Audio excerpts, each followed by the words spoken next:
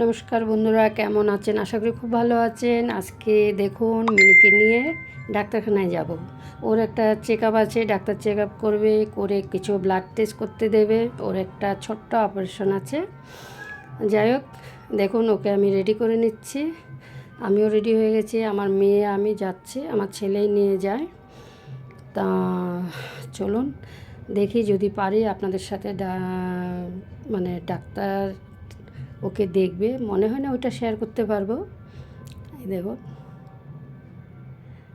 দোকানে চলে আসলাম, ডাক্তারবাবু পাশে বসে আছে।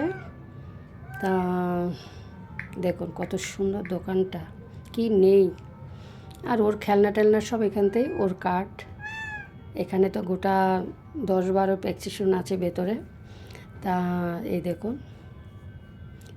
ওখান থেকে ওর খাওয়ার দাওয়ার খেলনা যাবতীয় ওইখান থেকেই সব নিয়ে আসে।